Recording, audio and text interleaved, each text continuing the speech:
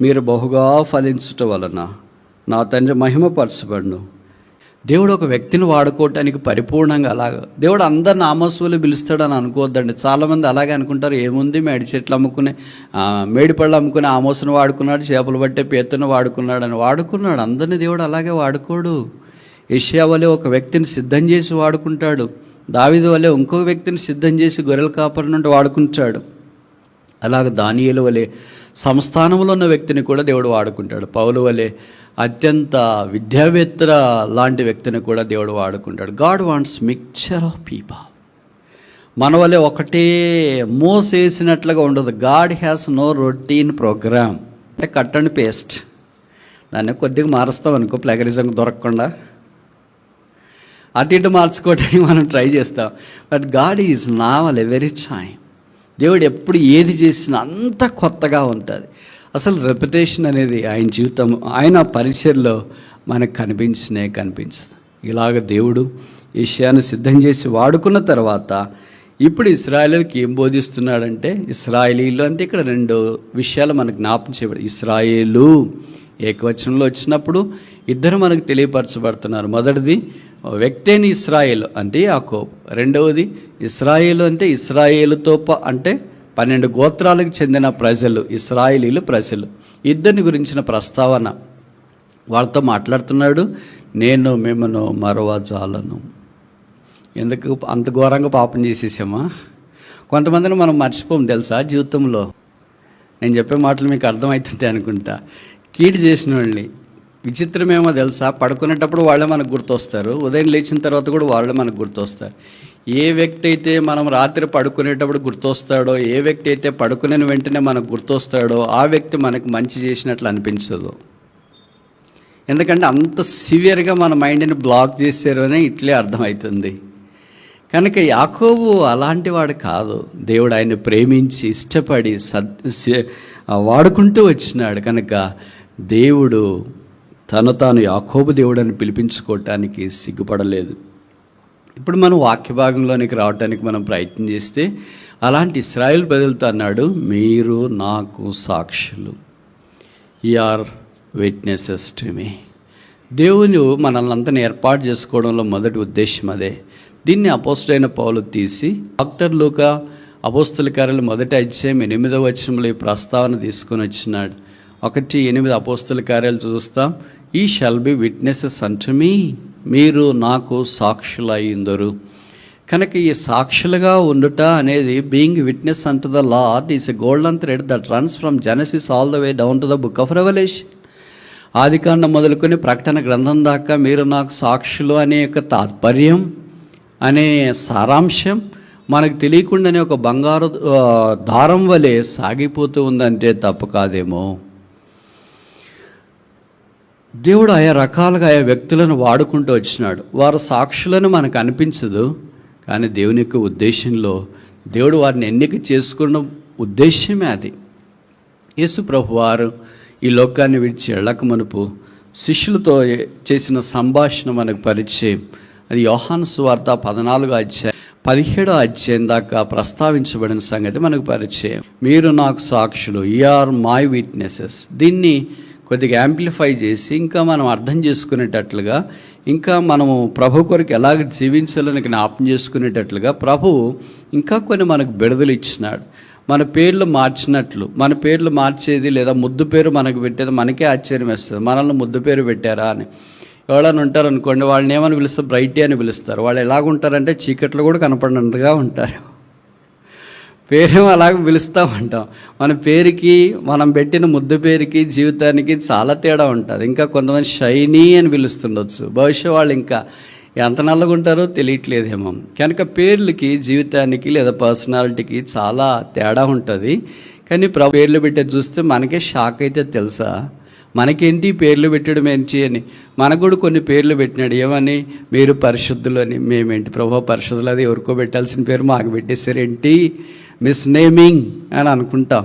మీరు నీతిమంతులు, మీరు దేవుని పిల్లలు, మీరు క్రీస్తు రాయబారులు, మీరు క్రీస్తు స్వాస్థ్యము. ఇవన్నీ పేర్లు చూస్తే మనకి చాలా ఆశ్చర్యం వేస్తుంది. మన పేర్లు చాలా భిన్నంగా ఉండవలసినవి. 53లో 5 విషయాలు ప్రస్తావించబడుతూ వచ్చినాయి. ఇప్పుడు సమయ అద్దబాటును బట్టి వాటి జోలికి మనం వెళ్ళట్లేదు, కానీ ఇలాగ దేవుడు మనల్ని ముద్దు పేర్లు పెట్టినాడు. దాంట్లో ఒకటి ఏంటంటే సాక్షులు, ఆర్ మై విట్నెసెస్. మిగతా పేర్లు ఏం పెట్టాడు? ఈ పేరు చివరి పెట్టినట్లుగా యోహాను 15వ అధ్యాయంలో శిష్యులు యేసుప్రభు చేసిన ప్రస్తావనలో మనకు జ్ఞాపకం చేయబడుతూ వచ్చింది. యోహాను సువార్త 15వ అధ్యాయంలో పెట్టిన 4 పేర్లు మనం చూడటానికి యోహాను సువార్త 15వ అధ్యాయం. ఈ సాక్షులు అనే పేరుతో సహా అయితే 5 అవుతాయి కనుక మొదట ఏం పెట్టాడంటే యోహాను సువార్త 15వ అధ్యాయం 5వ వచనం, ద్రాక్షవల్లిని నేను, తీగలు మీరు. ఇంగ్లీష్లో రాయబడింది ఆర్ బ్రాంచెస్, మీరు తీగలు. తీగ 3 రకాలుగా ఉంది. ఏ రకమైన తీగో మనం చూసుకోవాలా. ఏంటి ఆ 3 రకాలు?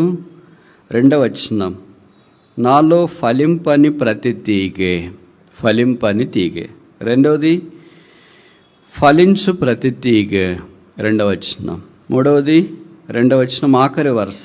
ఇక తీగలు 3 రకాలు. మొదటిది ఫలింపనిది, 2వది ఫలించున్నది, 3వది పనికిరాంది. ఇదేంటి కొత్తగా వచ్చింది మధ్యలో? 2 కదా మామూలు మనం అనుకుంటాం, ఫలించేది ఒకటి ఫలించింది ఒకటి అని అనుకుంటాం. ఇంకోటి కూడా లోపలికి ప్రవేశించింది, ఏంటంటే అది పనికిరాందంట, కానీ తీగే. పనికిరాంది తీగ ఎలాగైంది? అలాగే అవుతూ ఉంటాయి, మరి ఏం చేస్తాం. పనికి రాదని తెలిసి కూడా అది ద్రాక్షవల్లికి అతుక్కొని ఉంది.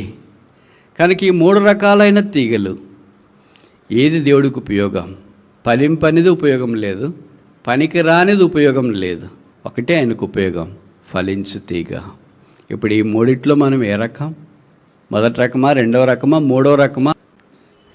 చాలాసార్లు బైబిల్కి మన జీవితానికి భిన్నంగా కనిపిస్తుంటుంది. మనమందరము ఫలించే తీగలుగా ఉండాలని ప్రభు కోరుతున్నాడు. ఫలించే తీగ చాలా చిన్నగా బలహీనంగా కనిపిస్తుంది, కానీ ఒకసారి అది ఫలించడం ఆరంభిస్తే దాని బలానికి మించి ఎలాగ ఫలించింది అని ఆశ్చర్యం వేస్తూ ఉంది. అదే ఆత్మఫలం. గలతీ 5లో చెప్పబడుతూ వచ్చింది, ఆత్మఫలమేమనగా. అలాంటి ఫలాలు ప్రభు కొరకు తీసుకురావాల్సిన బాధ్యత మన మీద ఉంది. ఈ సంవత్సరం అంతట్లో దేవుడు మనల్ని ఫలించే తీగగా చేయాలని కోరుతాడు. అది ఎండిపోదు, అది బయటికి తీసివేయబడదు, అది కాల్చబడదు, అది బూడిదగా చేయబడదు, అది ఫలిస్తూనే ఉంటుంది, ఫలిస్తూనే ఉంటుంది.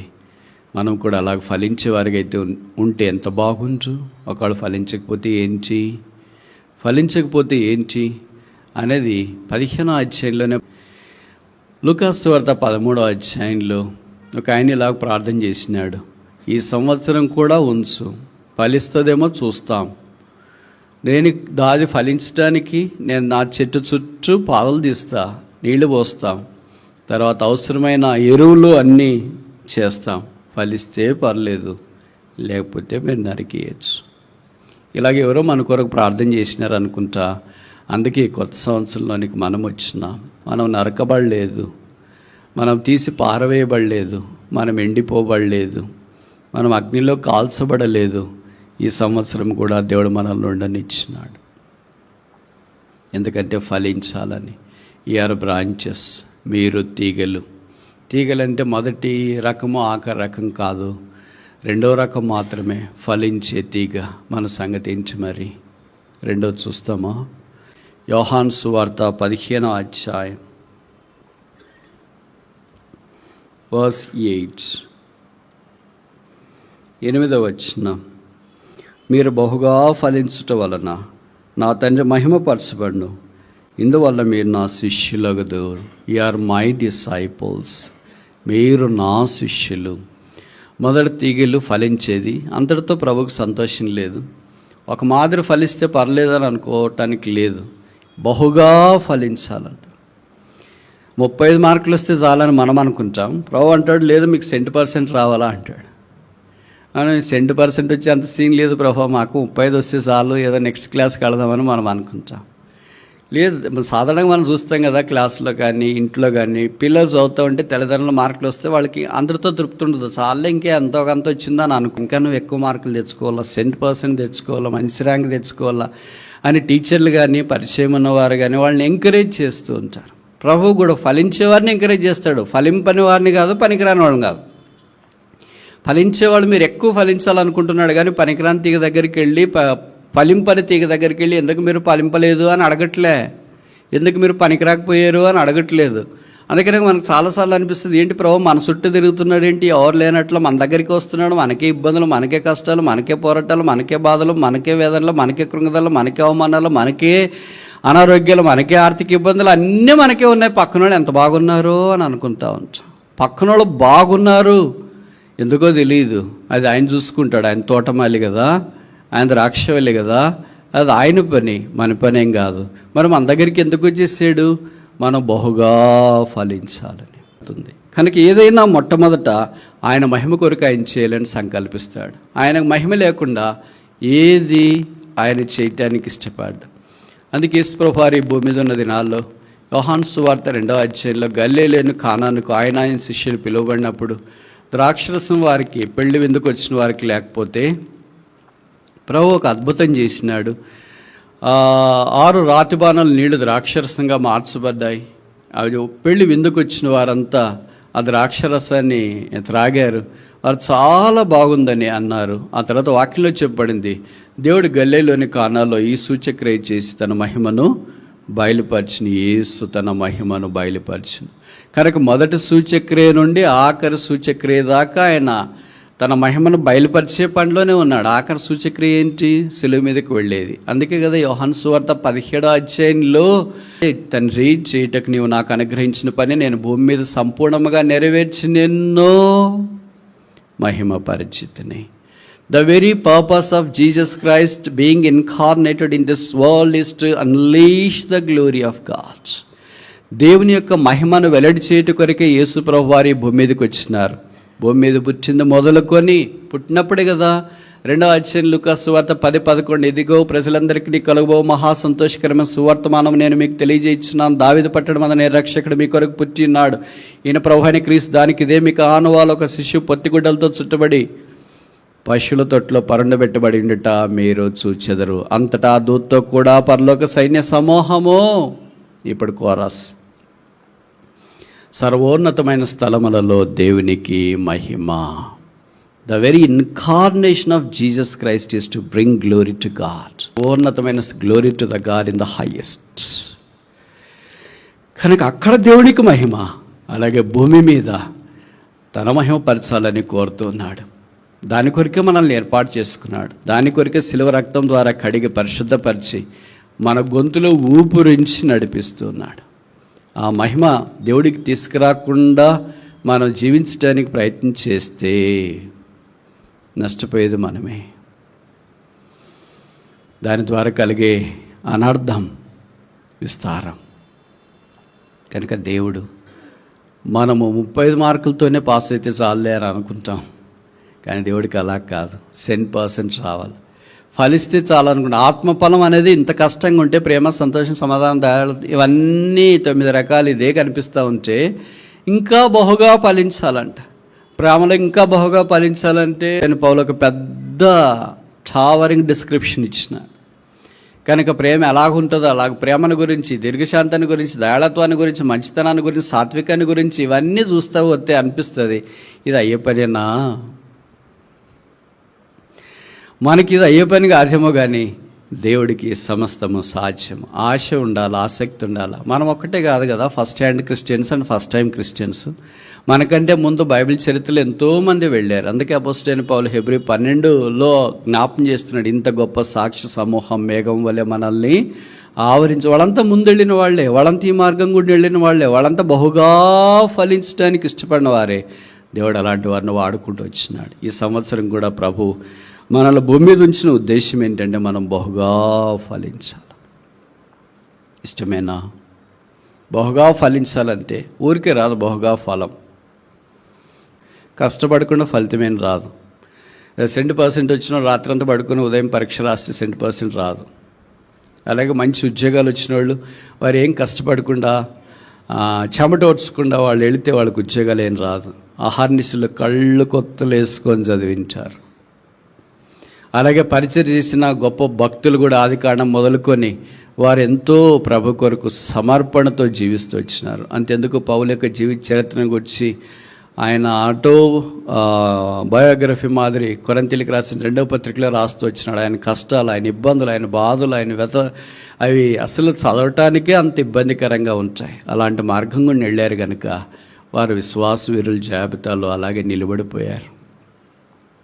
మనం ఫలించడమే కష్టంగా ఉంది. బహుగా ఎప్పుడు ప్రభావం మేము ఫలించేది?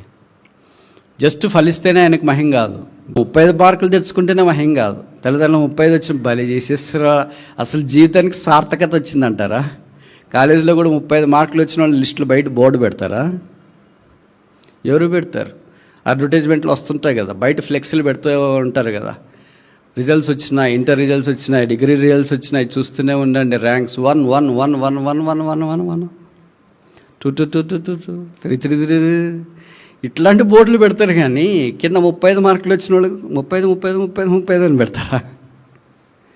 మరి మన టైప్ ఏంటి? ప్రభు మనల గురించి కూడా సాతాను ఎదుట చెప్పటానికి, సాక్ష్యం ఇవ్వటానికి, ఇదిగో నేను ప్రేమించే సంఘము, నాకు ఇష్టమైన వారు, బాగా ఫలించిన వారు, 35 వస్తే చాలు వాళ్ళతో అని చెప్పావు కదా సాతానా.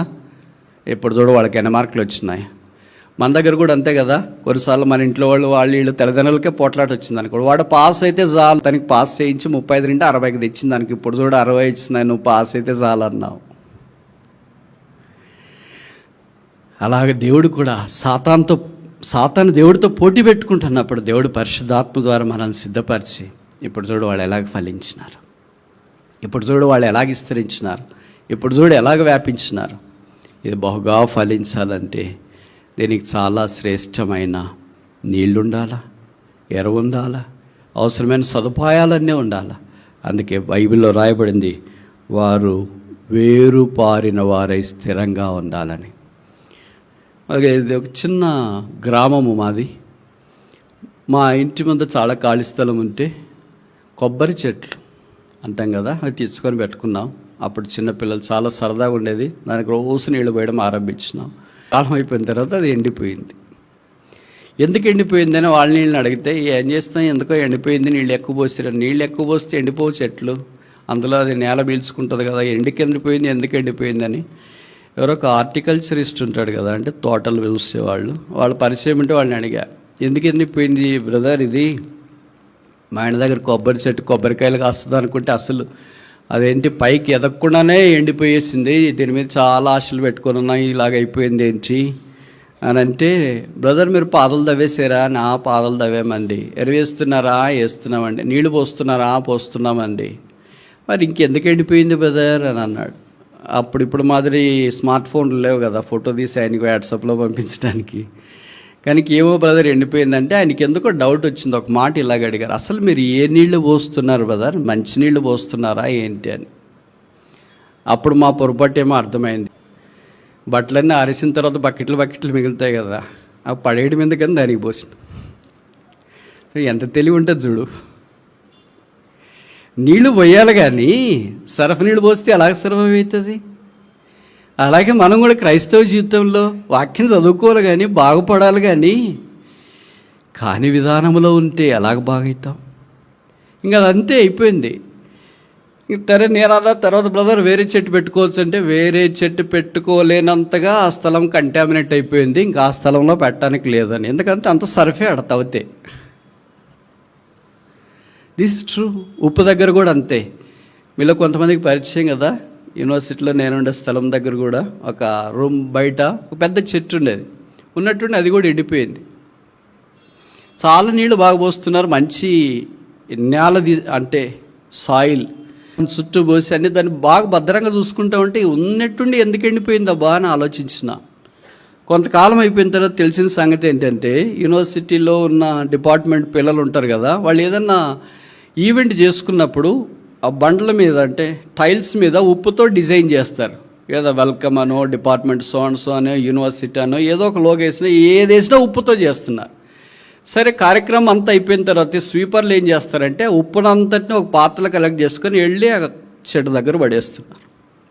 ఉప్పు ఎక్కువై చెట్టు చచ్చిపోయింది. ఆ తర్వాత వేరే జరిగింది అనుకోండి, ఇంక ఉప్పుతో ఏం చేయకూడదు యూనివర్సిటీ కార్యక్రమంలో అని ఒక సర్క్యులర్ జారీ చేయబడ్డాం. కానీ విచిత్రం ఏంటంటే, మనం దాన్ని చేయాలని చాలాసార్లు ప్రేమతో అనుకుంటాం, ఇది బాగా రావాలా, ఇది బాగా రావాలా, ఇది బాగా రావాలా, ఇది బాగా రావాలా అని. కానీ బాగా రావాలనే అత్యాశతో బహుశా సరైన విధానంలో చూడట్లేదేమో. ప్రభు మన విషయం కూడా అయితే బహుగా ఫలించుట కొరకై దేవుని వాక్యం అనే పాలు ద్వారా, పరిశుద్ధాత్మ దేవుడనే సహాయము ద్వారా, సహవాసం అనే ప్రోత్సాహం ద్వారా, ప్రార్థన అనే ఊపిరి ద్వారా, పరిచర్య అనే ఎక్సర్సైజ్ ద్వారా మనము అంచెలంచెలుగా ప్రభు కొరకు బహుగా ఫలించేవారు ఉండాలని దేవుని యొక్క ఏర్పాటు. మన సంగతి ఏంటి? మూడవది చూస్తామా?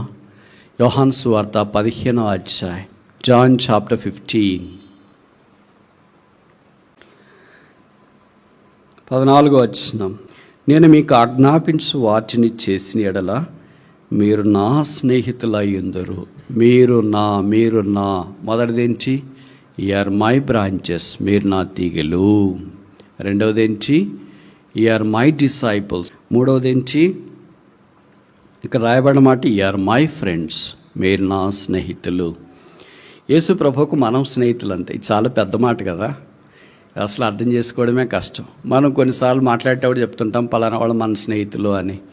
అంటే ఇప్పుడు పేరు మోసిన రాజకీయ నాయకులు కానీ, పేరు మోసిన వ్యాపారవేత్తలు కానీ, పేరు మోసిన చదువుకున్న వాళ్ళు కానీ మన స్నేహితులు అని అంటే మనం ఇలాగే ఉంచామా?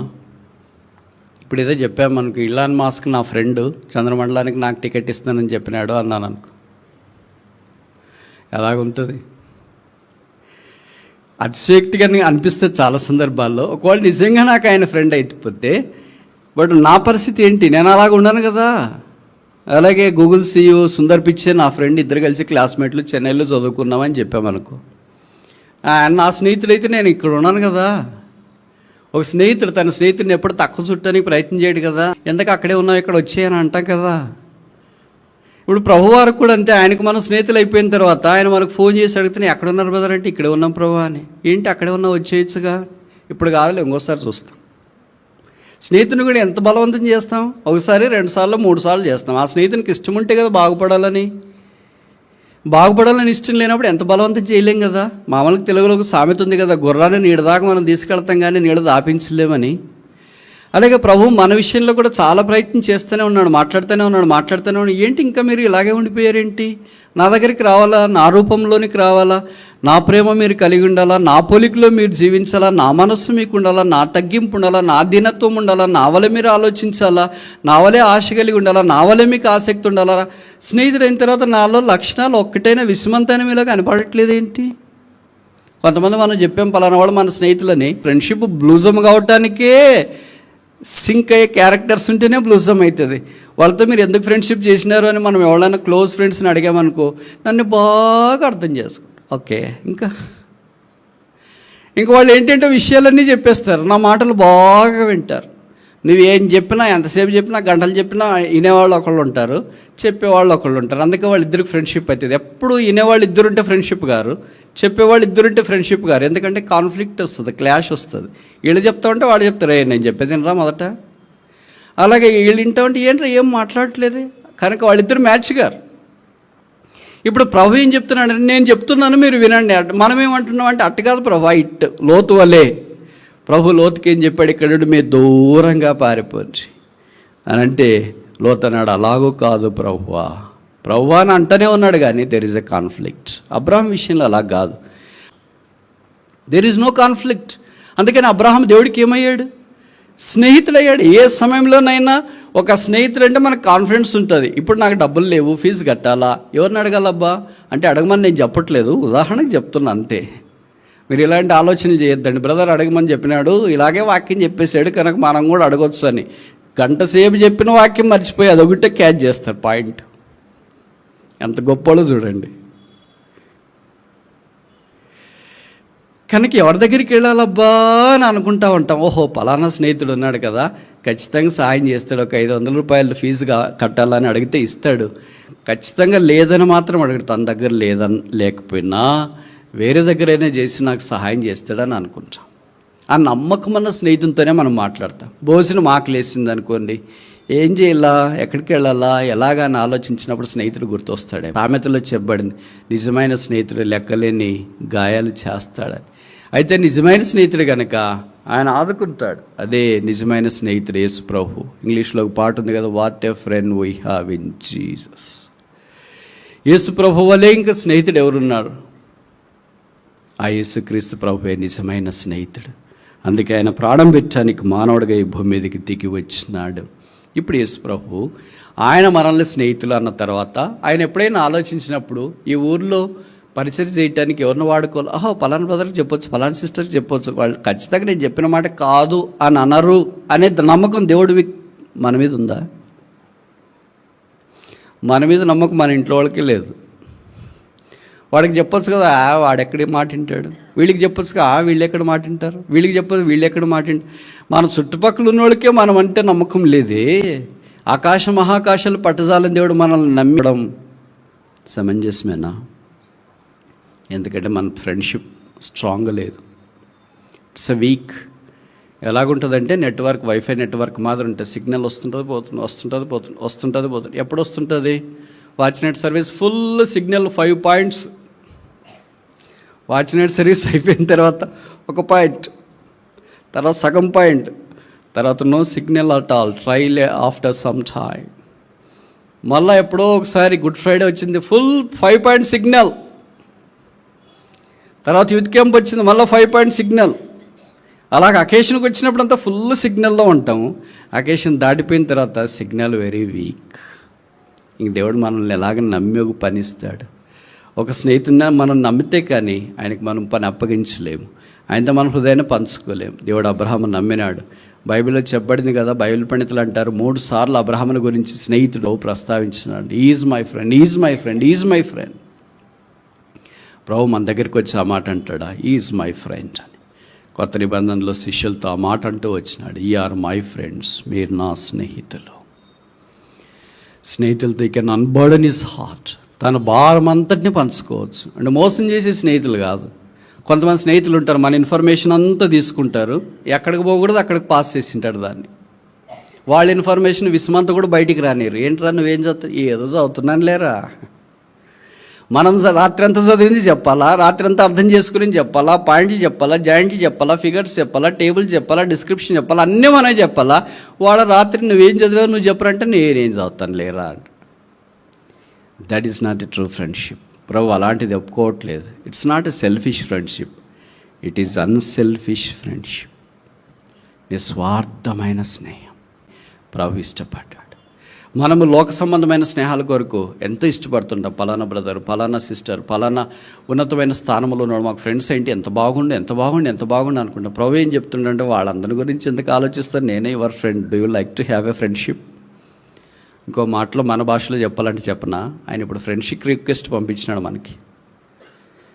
దాన్ని ఏం చేయాలా ఏమో తెలియదు నీకు, సోషల్ మీడియా పదాలు. ఏం చేయాలా? యాక్సెప్టా, రిజెక్టా? మరి ఏం చేస్తాం ఇప్పుడు? యాక్సెప్ట్ చేయాలా, రిజెక్ట్ చేయాలా?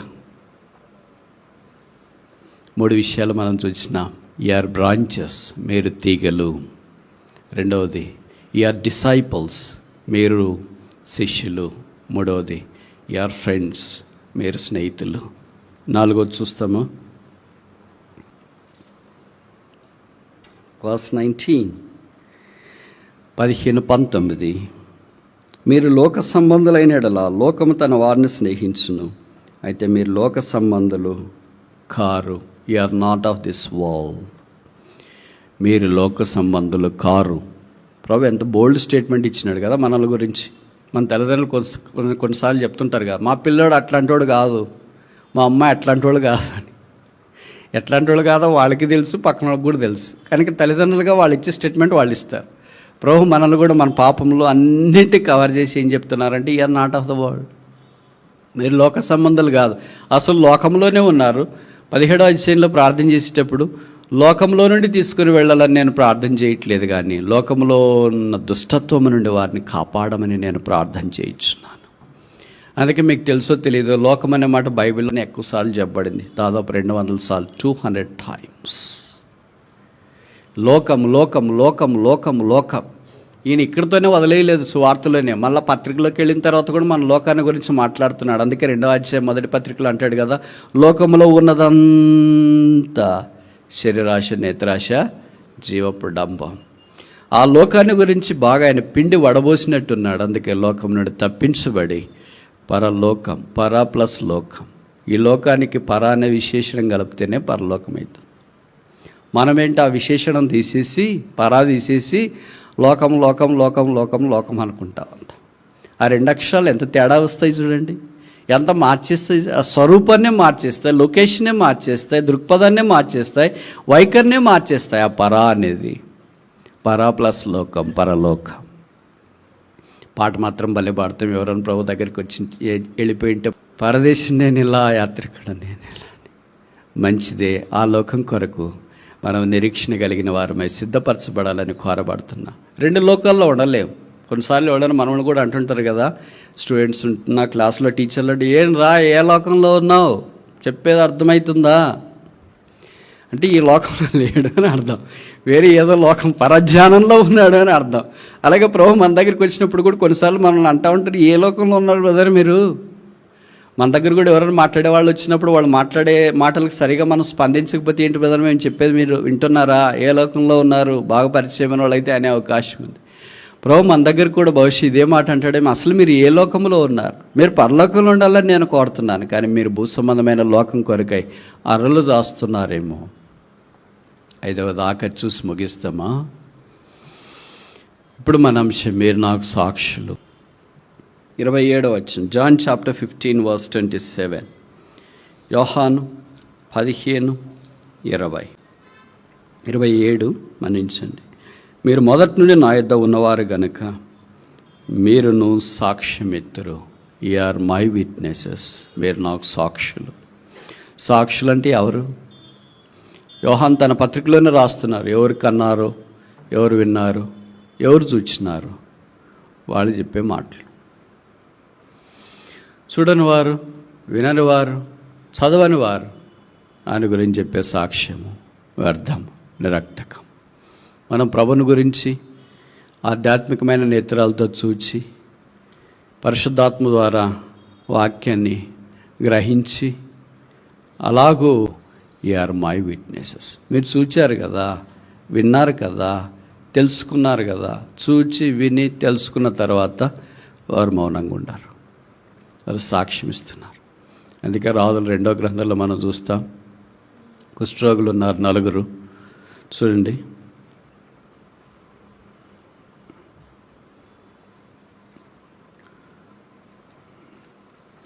ఇది పరిచయమైన సందర్భమే, కానీ మరలా మనకు జ్ఞాపకం చేసుకోవడానికి ప్రయత్నం చేస్తాం.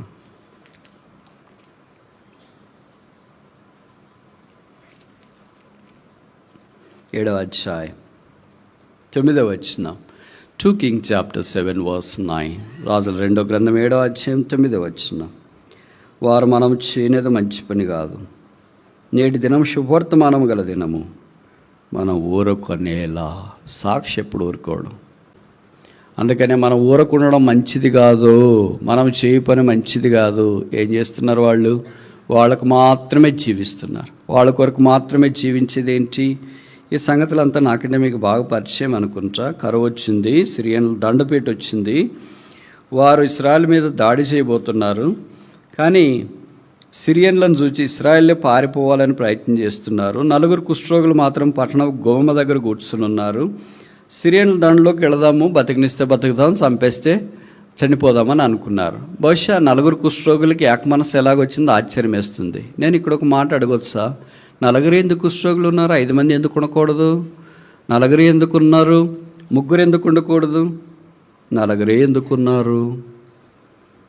4 కుష్ఠరోగులు. 4 జ్ఞాపకం చేస్తుంది, సార్వత్రికాన్ని జ్ఞాపకం చేస్తుంది. 4వ దినాన సూర్యుడిని దేవుడు సృజించినాడు. 4 సువార్తలు, 4 కుష్ఠరోగులు అంటే అర్థమేంటి?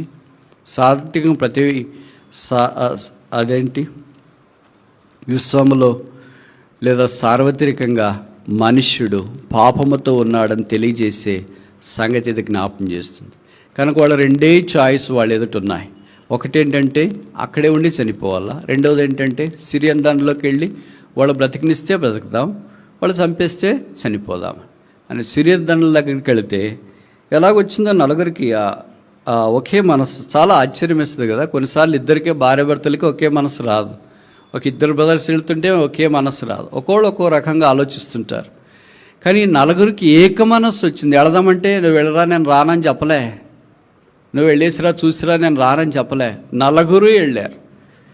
కనుక ఎప్పుడు ఈ సాక్ష్యం ఇచ్చే దాంట్లో ఏక మనస్సు చాలా ప్రాముఖ్యం. బంగారం దగ్గరికి వెళ్ళారని అన్నీ చూసినారు, చాలా బంగారము వస్త్రాలు అన్నీ కనిపించినాయి, ఇవన్నీ తీసుకుందామంటే మనం దోచుకోవాలని ఇలాగ అనుమతించి వాళ్ళు ఎక్కడైనా మాట వేసింటారు, పొరపాటు మనం దోచుకుని పోయేటప్పుడు అడ్డం వచ్చినారు అనుకో, ఇంక మనం అంతే కథం. ఇవన్నీ ట్రిక్స్ మీకు తెలియదు బ్రదర్, అలాగే చేస్తారు వాళ్ళు అనుకుంటామంట. ఇంకే అలాగో చనిపోతున్నాం కదరే, అలాగో చనిపోదామని అనుకున్నారో ఏమో. అలాగే దోచుకుంటూనే ఉన్నారు, ఎవరు రాలేదు. అప్పుడు అన్నారు మనం చేయనిది మంచి పని కాదు, మనమే పూర్తిగా ఈ శ్రేణుల దండంతా అనుభవిస్తున్నాం, కనుక మనం వెళ్ళి రాజుకి సమాచారం తెలియజేస్తాం. ఇశ్రాయేలు కరువులో ఉన్నారు, ఇబ్బందులో ఉన్నారు, వాళ్ళ కష్టాల్లో ఉన్నారు, మనం తెలియజేస్తాం. శ్రేణుల దండ దగ్గర ఎవరు లేరు, విస్తారమైన సంపద ఉంది, రండి తీసుకురండి, మీరు కరువులో ఉండొద్దని మనం తెలియజేస్తాం, రండి. ఇది శుభవర్తమానము గల దినం. నలుగురు వెళ్ళారు, రాజుకి చెప్పారు. సాధారణంగా వేరే వాళ్ళు చెప్పింది మనం నమ్మాలంటే ఇబ్బందిగా అనిపిస్తుంది, ఎందుకంటే ఎవరు వర్షన్ వాళ్ళు చెప్తుంటారు, అందరిది కరెక్టే అనిపిస్తుంది. కానీ ఈ నలుగురు చెప్పిన మాత్రం రాసు నమ్మాడు. అందుకని ఆ తర్వాత జరిగింది మనకు తెలుసు కదా, విస్తారమైన సిరియన్ల దోపు సొమ్ము ఇశ్రాయేలు ప్రజల యొక్క సొంతం అయిపోయింది. నలుగురు వ్యక్తులు దేశం యొక్క జీవితాన్ని మార్చినారు. నలుగురు వ్యక్తులు రాజుతో మొదలుకొని కిందన్న పనివాని దాకా పస్త లేకుండా ఉండేటట్లుగా సమృద్ధిలోనికి తీసుకొని వచ్చినారు. నలుగురు వ్యక్తులు ఇశ్రాయేలీయుల యొక్క సైన్యము యుద్ధము చేయకుండానే గెలిచినట్లుగా చేసినారు. నలుగురు వ్యక్తులు ఇశ్రాయేలీయులు అన్యుల యొక్క సంపదను కొల్లగొట్టినట్లుగా చేసినారు. ఒక్క నలుగురు వ్యక్తులు ఎంత గొప్ప పని చేస్తే మన సంగతి ఏంటి? మనం ఇంతమంది ఉన్నాం. వాళ్ళ నలుగురు భాగానికి కుష్ఠరోగులు ఇంత పని చేస్తే భాగానికి కుష్ఠరోగులు ఇంకెంత పని చేయాలా? చేయలేకపోయారు. ఏంటి? ఒకడే వెళ్ళాడు యేసుప్రభు దగ్గరికి, 10 మంది కుష్ఠరోగులు వస్తాయి. పాత కొత్త నిబంధనలో కుష్ఠరోగులు 2 కంటే ఎక్కువ లేదు, 1 కంటే ఎక్కువ కనిపించింది 2 సందర్భాలే. లూకాసు సువార్తలో 10 మంది కుష్ఠరోగులు అదొక సందర్భం, ఇక్కడ రాజుల 2వ గ్రంథంలో 4 కుష్ఠరోగులు ఇదొక సందర్భం. మిగతా దగ్గరంతా ఒక్కొక్క కుష్ఠరోగి బైబిల్లో మనకు కనిపిస్తూ ఉంటారు. ఆ 10 మంది శుద్ధులేరి వేరాడదన్నాయన్ అత్తమ్మండగరు ఎక్కడ ప్రభు వారిని సాక్షులుగా వాడుకోవాలని కోరారు. నేటి దినము శుభవర్తమానం గల దినము, మనం ఊరకనేలా. కనుక మీరు వెళ్ళి కన్నవాటిని ఉన్న వాటిని తెలియచేయడు. ఆ సిరియన్ల దండ యొక్క సైన్యము మనము ఆధ్యాత్మికంగా ఆలోచించగలిగితే యేసుక్రీస్తు ప్రభు శిలువ ద్వారా మానవ కోటికి దేవుడు సిద్ధపరిచిన రక్షణ ఐశ్వర్యం, ఆ భాగ్యం ఇతరులు మనం బలవంతం చేయాలి. బలవంతం ఇన్ ద సెన్స్ అంటే ఇక్కడ లూకాసు వార్త 14వ అధ్యాయంలో ఒక యజమానుడు విందు ఏర్పాటు చేసిన తర్వాత దాసులను పంపించి లోపలికి రమ్మని, విందుకు రమ్మని వారిని బలవంతం చేశాను. అంటే ఇక్కడ అర్థం ఏంటంటే వారు దేవుని యొక్క ఐశ్వర్యంలోనికి రావాలని. ఒక బైబిల్ పండితుడు ఇలాగన్నాడు, ఆ లూకాసు వార్త 14వ అధ్యాయంలో గొప్ప ధనవంతుడు చేసిన విందులో ఇంకా స్థలం ఉంది కనుక రాజవీధుల్లో ఉన్నతమైన మార్గాల్లో ఉన్న వారందరినీ తీసుకుని వెళ్ళడానికి వెళితే వాళ్ళు కొంతమంది రాలేకపోయారు. ఇప్పుడు ముళ్ళ కంపల్లోన గుడ్డోళ్ళు, కుంటోళ్ళు, నడ్డోళ్ళు, రకరకాల అస్తవ్యస్తంగా ఉన్న వారిని అందరినీ తీసుకురండి. ఇంకనూ స్థలం ఉంది. Heaven can never be house full. There is always room for any last entry. మనకి ఎక్కడైనా ఏదైనా హౌస్ఫుల్ అని వస్తుంది కదా, రైల్లో, విమానం ఏదైనా మనం రిజర్వేషన్ చేసుకోవాలని ప్రయత్నం చేస్తే టికెట్లు లేవు, హౌస్ఫుల్. అయితే పరలోక రాజ్యానికి రిజర్వ్ చేసుకోవాలని ప్రయత్నం చేస్తే ఎప్పుడు హౌస్ఫుల్ రాదు, వెయిట్ లిస్ట్ ఆర్ఏసీ రాదు, వెయిట్ లిస్టు రాదు. కొంతమంది తాత్కాల్లో వాళ్ళు చేసుకోవాలని అనుకుంటారంటే హాస్పిటల్లో వద్దు, అందరికీ అది అవకాశం రాకపోవచ్చు. తాత్కాల్ క్షణంలో ఎగిరిపోతాయి కొన్నిసార్లు తాత్కాల్. మనం చేసుకుందాం అనేలాగే వేరే వాళ్ళు చేసేస్తే పోతాయి. కనుక నువ్వు తాత్కాల్ కోటాకి ట్రై చేయొద్దు, జనరల్ కోటాకే ట్రై చేయి. నేను చెప్పే మాటలు మీరు అర్థమైనాయి అనుకుంటా. కొంతమంది అనుకుంటారు చివరి క్షణంలో చూస్తానులే యేసుప్రభుని నమ్ముకునేది, దొంగ కుడివైపు వాళ్ళకి అప్పుడే దొంగ గుర్తు వస్తాడు, జీవితంలో ఎప్పుడు గుర్తురాడు. అదేంటో కానీ ఆ కుడివైపున ఉన్న దొంగ అందరికీ గుర్తుండేటట్లు ఉండిపోయాడు. నాకు కూడా చివరి అవకాశం వస్తుంది కదా, అప్పుడు నేను నమ్ముకుంటానులే. ఇప్పుడు దాకా ఇంకా ఇప్పుడు ఎంతో వయసు ఉంది, చదువుకోవాలా, ఉద్యోగం చేయాలా, పెళ్ళి, తర్వాత పిల్లలు, సంసారం, ఇల్లు, వాకిలి, కారు ఇవన్నీ అయిపోయిన తర్వాత చివరి దశలో ఎవరో ఒకళ్ళు వచ్చి చెప్పరా, తాత్కాల కోట ట్రై చేద్దామా, దొరకకపోవచ్చు, జనరల్ కోటనే మేలు. అందుకనే నేడేని సమయం ఉండగానే యేసు ప్రభు దగ్గరికి రా. యేసు పాపల మిత్రుడు, పాపల స్నేహితుడు.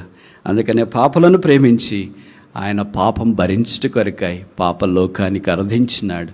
శిలువ మీదకి వెళ్ళి ఆయన దేహాన్ని ఆ రోమా సైనికులకు మనఃపూర్వకంగా, ఇష్టపూర్వకంగా అర్పించుకున్నాడు. దేవదూతల కొరకు కాదు, దుర్మార్గుల కొరకు, భక్తిహీనుల కొరకు, శత్రువుల కొరకు, పాపులైన మన కొరకు రక్తము కార్చి చనిపోయి సమాధి చేయబడి తిరిగి 3వ దినాన్ని లేచి పరలోక స్థలంలో ఆసీనుడై ఉన్నాడు. ఆ ప్రభు ఇప్పుడు పిలుస్తున్నాడు, ప్రయాసపడి భారం మోసుకుంటున్న సమస్త జనులారా నా యొద్దకు. కానీ నువ్వు కాలయాపన చేస్తున్నావు, పర్వాలేదులే చూస్తామని అనుకుంటున్నావు, ఇంకా చాలా టైం ఉందిలే అని అనుకుంటా ఉన్నావు. బహుశా ఇక్కడ కూర్చున్న వాళ్ళు అలాగే అనుకుంటున్నారు అనుకుంటా. ఇక్కడ కూర్చున్న వాళ్ళంతా రక్షణ పొందినారని మేము అనుకోవట్లేదు. ఇంకా రక్షణ పొందని వాళ్ళు ఉన్నారు, అయినా మీరు మందిరానికి వచ్చినారు, ప్రభుకు స్తోత్రాలు. కొంతమంది ఆన్లైన్లో జాయిన్ అయినారు, ప్రభుకు స్తోత్రాలు. దేవుని మాటలు, సువార్త వింటూనే ఉన్నావు, కానీ రక్షణ పొందడానికి తీర్మానం చేసుకోవట్లేదు. ఆలస్యం ఎందుకు? శిలువ ప్రేమ కంటే నిన్ను ఎక్కువగా ప్రేమించేది ఏదైనా ఉందా? యేసు ప్రభు కంటే నీ విషయం ఎక్కువగా పట్టించుకునే వాళ్ళు ఎవరైనా ఉన్నారా? యేసు వలె నీ దగ్గరకు వచ్చి స్నేహం చేయడానికి ఇష్టపడే వాళ్ళు ఎవరైనా ఉన్నారా? యేసు వలె నీ జీవితాన్ని మార్చాలని కోరేవారు ఎవరైనా ఉన్నారా? యేసు వలె నువ్వు బహుగా ఫలించాలని కోరేవారు ఎవరైనా ఉన్నారా? యేసు వలె నిన్ను పరలోకానికి ఉచితంగా తీసుకుని వెళ్తామని కోరేవారు ఎవరైనా ఉన్నారా? యేసునాథుడు మాత్రమే మానవ కోటికి అనాథులైన మానవులకి శరణ్యం, దిక్కు, ఆశ్రయం, దాగుచోటు. ఆపదలో ఆశ్రయించినప్పుడు పాపాలు క్షమించబడి జీవితం మార్చబడుతుంది. ఊరుకొనేలా ఎందుకు మౌనంగా ఉంచాం? ఎందుకు తీర్మానం చేసుకోకుండా ఉంటా? ఈ సంవత్సరం అంతట్లో దేవుడు సిద్ధపరిచిన ఈ ఆత్మ సంబంధమైన ఆశీర్వాదంలోనికి నీవు రావా? యేసు ప్రభు ఇంత దాకా నేను దూరం అయిపోయాను, నేను అంగీకరించాలని కోరుతున్నాను. నా హృదయంలోనికి రావా? నా పాపాలు క్షమించవా? నా జీవితాన్ని మార్చవా? ఇలాగ నీవు ఒప్పుకుంటే ఎంత బాగుండు. సాతాను చెప్తాడు, నువ్వు ఇలాగ ఒప్పుకుంటే నీ ఉద్యోగం సంగతి ఏంటి, నీ వివాహ సంగతి ఏంటి, అవన్నీ చాలా చాలా ఉన్నాయి, అన్నీ అయిపోయిన తర్వాత చూసుకుందా. వీళ్ళు ఇలాగే చెప్తుంటారు ప్రతిరోజు. వీళ్ళకి ఏ పని, ఇంకేం పని లేదు, దాన్ని కూడా లైవ్ ఇస్తుంటారని సాతాను చెప్తూనే ఉంటాడు. వాని మాటలను విని అలాగే వాయిదా వేస్తూ వెళ్తే నష్టం నీకే, వేదన నీకే. అగ్ని ఆరని పురుగు, చావని స్థలము, అగ్ని గంధకములతో మండుగుండం, నరకం నీకే. ఇష్టం లేదు. ప్రేమను గురించి మాత్రమే చెప్పాలనుకుంటున్నాం. ఆ శిలువ ప్రేమ, యేసు ప్రేమ, పరలోక రాజ్యం, దేవుడు సిద్ధపరిచిన ఆధ్యాత్మిక సంతోషం. ఆ సంతోషంలో పాలు పొంది పరలోక రాజ్య వారసులు కావాలని దేవుని యొక్క ఉద్దేశం. అందుకే దేవుడు మనకు 5 పేర్లు పెట్టాడు. మొదటిదేంటి? యూఆర్ బ్రాంచెస్, మీరు నా తీగలు. రెండవదేంటి? యూఆర్ మై డిసైపుల్స్, మీరు నా శిష్యులు. మూడవదేంటి? యూఆర్ మై ఫ్రెండ్స్, మీరు నా స్నేహితులు. నాలుగవదేంటి? You are not of this world, మీరు ఈ లోక సంబంధాలు కాదు. ఐదవది ఆఖరిదేంటి? యూఆర్ మై విట్నెసెస్, మీరు నాకు సాక్షులు. దేవుడి సంవత్సరం అంతట్లో ఆయన కొరకు సాక్ష్యం ఇచ్చినట్లుగా మనల్ని వాడుకొనుగాక.